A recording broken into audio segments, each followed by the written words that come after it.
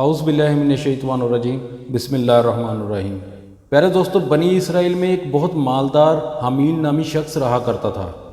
اس کے چچا زاد بھائی نے دولت کی لالچ میں اس کو قتل کر کے شہر سے باہر پھینک دیا اور خود صبح اس کے خون کا مدعی بن کر واویلا کرنے لگا۔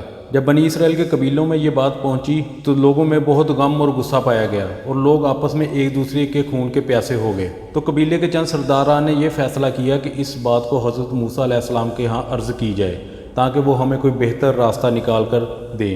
پیارے دوستو، لوگوں نے حضرت موسیٰ علیہ السلام کے سامنے جا کر سارا مدعا بیان کیا تو لوگوں نے حضرت موسیٰ علیہ السلام سے عرض کیا کہ آپ دعا فرمائے، اللہ تعالیٰ اصل بات کو ظاہر فرما دے۔ حضرت موسیٰ علیہ السلام نے اللہ تعالیٰ کے ہاں دعا کی۔ اس پر اللہ تعالیٰ کا حکم یہ ہوا کہ ایک گائے کو ذبح کرو اور اس گائے کا ایک ٹکڑا اس مقتول کو مارو تو مقتول زندہ ہو کر خود ہی بتا دے گا کہ اس کا قاتل کون ہے۔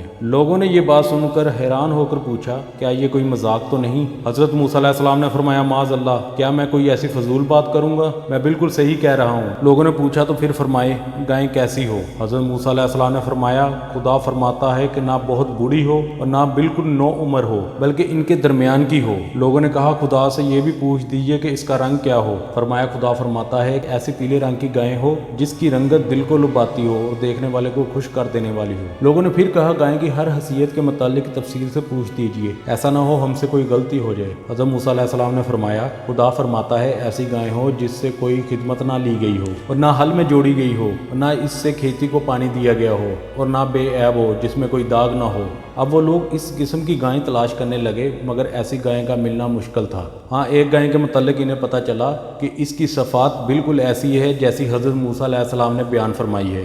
وہ گائے ایک یتیم بچے کی تھی اور اس کا قصہ یہ تھا، بنی اسرائیل میں ایک نیک اور صالح آدمی تھا جس کا ایک چھوٹی عمر کا بچہ تھا اور اس کے پاس سوائے گائے کے اور کچھ نہ تھا۔ اس نے اس بچیا کی گردن پہ مہر لگا کر اسے چھوڑ دیا اور بارگاہ الہی میں دعا کی، اے اللہ، میں اس بچیا کو اپنے بیٹے کے لیے تیرے پاس امانت رکھتا ہوں۔ میرا بیٹا جب بڑا ہو جائے گا تو اس کے کام آئے۔ تو جب اس مرد صالح کا انتقال ہو گیا اور بچیا جنگل میں پرورش پاتی رہی، یہ لڑکا جب بڑا ہوا تو باپ کی طرح صالح اور نیک نکلا، اپنی ماں کا بڑا فرمان بردار تھا۔ ایک روز اس کی ماں نے کہا، بیٹا، تیرے باپ نے فلاں جنگل میں تیرے لیے ایک بچیا چھوڑی ہے، وہ اب جوان ہو گئی ہوگی، اس کو جنگل سے لے آ اور اللہ سے دعا کرنا وہ تجھے تیری امانت عطا فرما دے۔ چنانچہ وہ لڑکا جنگل پہنچا اور اپنی گائے کو دیکھ کر ماں کی بتائی ہوئی نشانیاں اس پر پا کر اسے پہچان لیا اور خدا کی قسم دے کر اسے بلایا۔ گائے فوراً حاضر ہوگی۔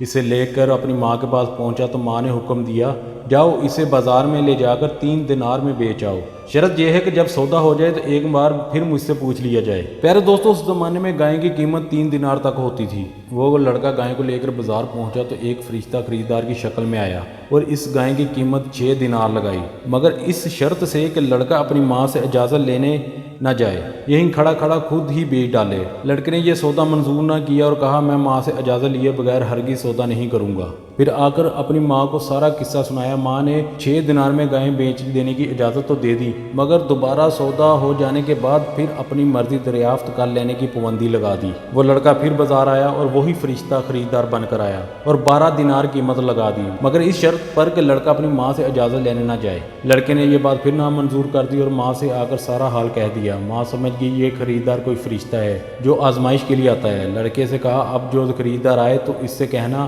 آپ ہمیں گائے بیچنے کی اجازت دیتے ہیں یا نہیں؟ لڑکے نے یہی بات اس خریدار سے کہہ دی تو فرشتے نے کہا، ابھی اس گائے کو روکے رکھو، جب بنی اسرائیل خریدنے آئے تو اس کی قیمت یہ مقرر کرنا کہ اس کی کھال کو سونے سے بھر دیا جائے۔ لڑکا گائے گھر واپس لے آیا۔ پیارے دوستو، یہ گائے ایسی گائے تھی جس میں خدا کی بتائی ہوئی ساری صفات پائی جاتی تھی اور جس کی بنی اسرائیل کو تلاش تھی۔ چنانچہ بنی اسرائیل کو جب اس گائے کا پتہ چلا تو وہ گائے لینے کے لیے ان کے پاس پہنچے تو اس گائے کی یہی قیمت مقرر ہوئی کہ اس کی کھال کو سونے سے بھر دیا جائے، اور حضرت موسیٰ علیہ السلام کی ضمانت پر وہ گائے بنی اسرائیل کے سپرد کر دی گئی اور بنی اسرائیل نے اسے ذبح کر کے اس کا گوشت کا ایک ٹکڑا اس مقتول کی لاش پر مارا تو وہ زندہ ہو کر کہنے لگا، مجھے میرے چچا زاد بھائی نے قتل کیا ہے۔ چنانچہ قاتل کو بھی اقرار کرنا پڑا اور پکڑا گیا۔ پیارے دوستو، اس سے ہمیں یہ معلوم ہوا کہ ظالم لاکھ چھپا کر ظلم کرے مگر اس کا پول کھل کر ہی رہے گا، اور جس طرح حکمت ربی سے بنی اسرائیل کے مقتول کے قاتل کا پتہ چل گیا، اسی طرح کل قیامت کے دن حکمت ربی سے ہر ظالم کا پتہ چل جائے گا۔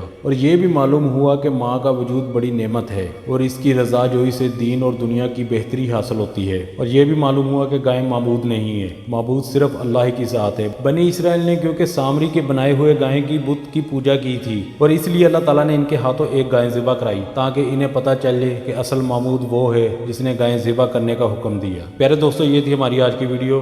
انشاءاللہ ملیں گے نیکسٹ ویڈیو میں، تب تک کے لیے اجازت دیجیے۔ اللہ حافظ۔